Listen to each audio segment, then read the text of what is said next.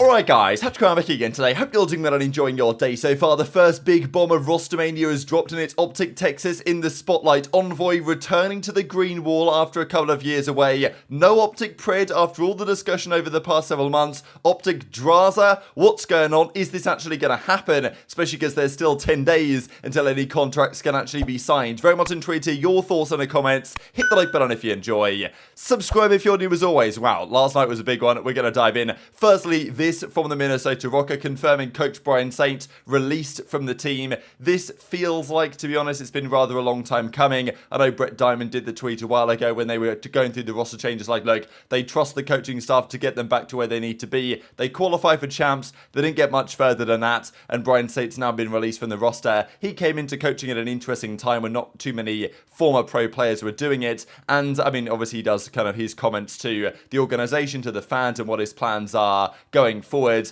And like, it's a tricky one with BrianSaintt because I know many Minnesota Rokkr fans piled a lot of the blame for their success or lack of it over the last several years onto BrianSaintt, and you can understand to a certain extent why. There was talks not even particularly long ago about when Attach was benched in the team. He came on stream saying, well, you know, I was getting forced into this certain playstyle that I didn't want to play. The likes of Priester, right, was a very solid player pre-CDL, won quite a lot, came into, of course, first he was on FaZe, right, did a pretty good season there in Modern Warfare, comes into the Minnesota Rokkr for a couple of years. Yes, he wins an event at Major 5, that crazy reverse sweep against Ultra, but apart from that, Priester kind of looks like a shell of his former self, leaves that team, goes to New York, wins 3 events including champs, and you know, there's likes of Cammy and maybe even the likes of Afro that have shown more promise in previous seasons than they have at Minnesota Rokkr, and there's been just consistent problems with that team in terms of losing loads of game 1 hardpoints. Even this year, I mean, they kind of finally fixed their game 1 hardpoint record this season, but their search and destroy fell off. So if this was regular sports, there would be absolutely no surprise of a coach getting moved on and them deciding to go down a different direction. I do wonder because obviously a lot of fans of the team are ecstatic, let's be honest, about BrianSaintt being removed of the roster.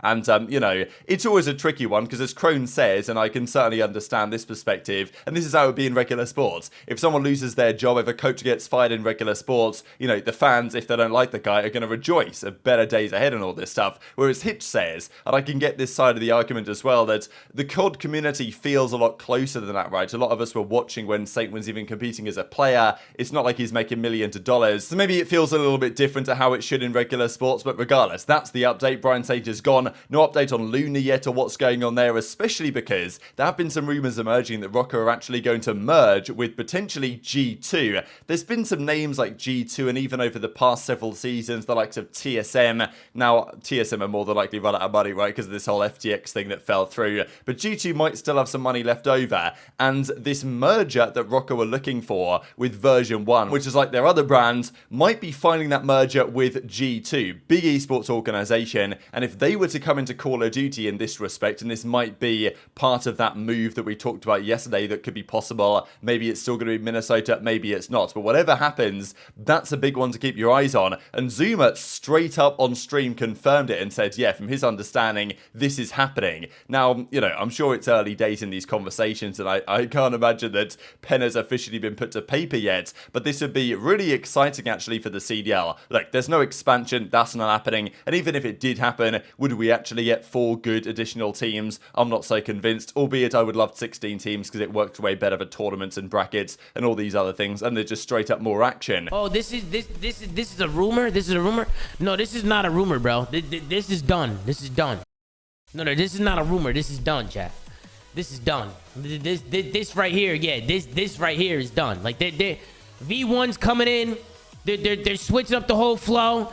They're doing interviews, like they're getting it going over there, bro. They're doing all kinds of shit. But this is a pretty promising sign, I think, if G2 are going to potentially merge with version 1 in some respect and take over a team, because they would also intend to be another powerhouse in the esport. They wouldn't just be settling for top 6, top 8, and that's not where Rokkr have necessarily been, but I mean, that's where their results have been, let's be honest, over the last couple of years. Also, this is a big story with Toronto Ultra in mind. Apparently, they're running out of cash. Dash. Now, this isn't a massive surprise. Insight and CleanX, you know, they've got a good agent. He's got them on mega money, I'm sure, over the last couple of years. But apparently, they are getting to a point where they can't really afford much more than Scrappy on their roster. And CleanX actually tweeted this out. This is fine. And people are like, oh, he's just baiting around. Insight then replies, get something here from Hicksy as well. And apparently, they are entertaining offers for them to be bought out of their contracts because they kind of can't afford all the money that they got to pay these guys, which is very interesting. And I also wonder what Scrappy thinks about this, because if their intention is to win things going forwards, then more than likely they're not going to be able to achieve that if they lose a couple of their top guys. But also, where could these players go? Okay, this is where Thieves come into the conversation to me, because we're going to discuss OpTic Pred in a second, and the fact that OpTic Pred may no longer be OpTic Pred, and it might be some other sort of Pred. But one option that I was thinking about is if Toronto opened up their checkbooks, they could potentially get Pred in for Hicksy. Imagine Pred and CleanX as an SMG duo, that sounds kind of nice to me. But on this evidence, that's probably not going to happen. So it actually opens the door potentially for Thieves, despite losing probably quite a lot of their players, we'll discuss in a second, to actually create quite the rebuild over there. And maybe they'll have to spend more than they wanted to, but potentially there's an option to get one of these guys off of the Toronto Ultra, bring them over to Thieves, pair them up with Pred possibly over there. That's an option right now. So definitely that's a key storyline to keep your eyes on. And speaking of Pred, here we go. So yesterday Pred tweets this out. Still in Vegas, Miami Toronto, off-season is fantastic, he says. And we get Bo's replying here right from OpTic, #Predator. We get Scump replying, he drops the nice in here, and everyone's like, oh, here we go, you know, it's only a matter of time until OpTic Pred is official. But I was already hearing at this point earlier in the day that OpTic Pred is far from guaranteed, and actually, he is not OpTic's first choice right now. Even Zinni, right, was joking around about it. He tweets out the same caption, still in Vegas, Miami Toronto. So, yeah, pretty funny stuff. Pred replies, and if you look through Pred's Twitter likes over the last day or so, it's a lot of stuff from, okay, you've got Zuma, you've got the Zinni tweet, you've got, you know, he also liked this stupid tweet that I did from, like, the Alonso reaction gif. I thought this was fitting because, you know, handsome man, green jersey, it all kind of worked out too well, right? But he liked a lot of this stuff from Scump and from Bo's, and even the Breaking Point tweet that said W recruitment in reply to Scump. So, you know, everyone was thinking, all right, this is going to happen. But then we got this bomb, and I'd heard about this earlier in the day, and it's difficult to piece everything together. And let's obviously remind everyone, this is very early days. Free agency does not open until the 3rd of July. There's approximately 10 days until anyone's actually a free agent. So any conversations currently being had, Envoy, Pred, Drazah, and others aren't free agents yet. They can sign deals come the 3rd of July, but until then it's only conversations. And often in esports things happen, conversations are had, and they're not necessarily set in stone. But from my understanding, this is pretty on the money as to what OpTic want to do. This is definitely their current plan, as of at least my understanding as of recording this video, but things could most certainly change depending on what happens with Thieves, what happens potentially with FaZe. Other options might become available, but OpTic Texas have held talks with Drazah and Envoy about joining the team for the 2024 season. This would be Shotzzy to stay, Dashy to stay, Ghosty gone, Huke gone, and then Envoy and Drazah coming in as a replacement respectively. This is pretty wild, and we've got to dive into it from multiple angles. I'll start with the Envoy thing, because Envoy was, to me, going to be the backup plan to Pred, I thought, this offseason, right? That's the way that I kind of described it before the tournament began at the World Championship. I was like, all right, if you can get Pred, you get him, and if you can't, you get Envoy. That was like my thinking going in. But to our understanding, and at least based on what Ronnie says here, this is OpTic's decision. They believe that Envoy will work better with, look, he's got experience playing with Dashy, he did in the Cold War days. They didn't get much success, got to be said, but maybe he thinks that they can make that relationship work this time around. So, and maybe OpTic just straight up want Envoy back over Pred due to that history, and maybe because they think he's going to work better with Shotzzy. Apparently, they've wanted Envoy back ever since Scump retired. The Prince, as he was considered, well beloved by the Green Wall. So, you know, there's lots of reasons why Envoy back to OpTic makes sense, but if Pred's an option, and Pred actually wants to go, it would be a massive surprise to me to not get Pred. Because, okay, Envoy is on the border of being a top 5 SMG in the game, but Pred is most certainly a top 5 SMG in the game. If I had to choose between the two, I would take Pred, but there's clearly reasons why they think Envoy here might work better, and possibly him and Drazah are coming as kind of like a package deal where they want to be a team of 2 somewhere, and therefore OpTic kind of have to make a call. So that's the Pred piece. It might still happen. Pred might still join. They might do another change. But I think Dashy's going to stay. Shotzzy's going to stay. And therefore, they're looking for someone for Huke. They want to get Envoy, which is definitely an upgrade. But it's not Pred. And why is it not Pred? Is it not Pred because he wants to go elsewhere? Or is it not Pred because they don't want Pred after all the talking points over the past several months? So things could still change on this one. The other one, though, that I think has got people really riled up about this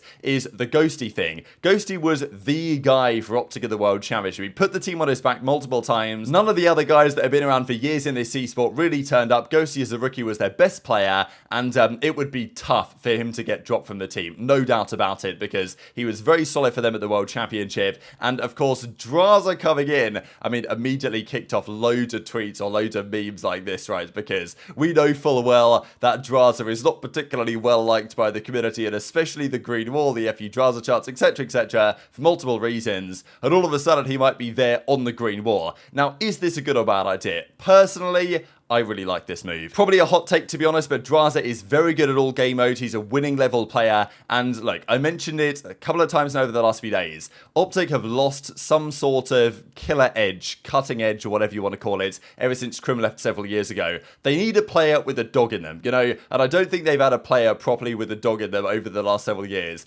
Ghosty kind of has it, to be honest. He turned up at the World Championship. He did a very good job. But he is a rookie. He's not won a World Championship or multiple events as Drazah has. And he's not quite got the pedigree, or I'm not sure he's got the necessarily the search and destroy ability all across the different game modes that Drazah has. And if you do want to get like a proper winning mentality player like that, there aren't many options that aren't main ARs. You could get a slasher, maybe an Octane or something, but that would probably require dropping Dashy. So for options in the flex role, Drazah's the #1 candidate for sure, and he's a free agent, experienced recently with Envoy.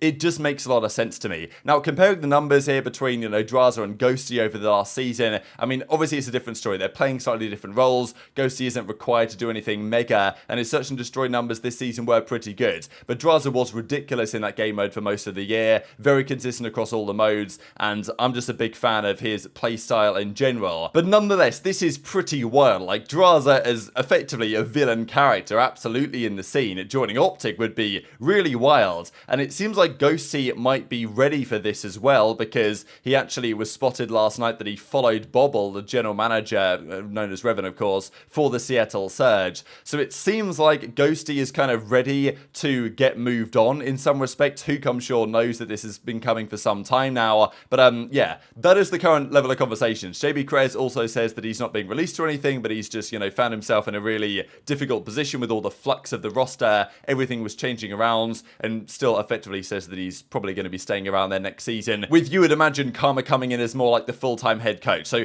like, it's got to be said, it's early days here, right? And as the rotations say, OpTic risk breaching some sort of league rules if they enter agreements with Drazah and Envoy, because you can't have any verbal agreements or any binding commitments outside of the window. So things could very much change here. But early days, we believe that Shotzzy, Dashy, Envoy, Drazah is the most likely team of 4, which is very wild for no Pred, and just for the reasons of, no Ghosty as well. Like, dropping him after all that he's done for the team is very questionable. But there is a large part of me that says that a 2-man change for OpTic is necessary, even if it means getting rid of Ghosty, because if you don't want to get rid of Dashy, which you probably don't, then if you want to make a 2-man change, that's the only other option there. So I kind of quite like the idea of this team in general. I don't dislike it as much as I've seen many OpTic fans say that they hate the idea of OpTic Drazah, which is absolutely fair enough, and I can understand why they would think that way.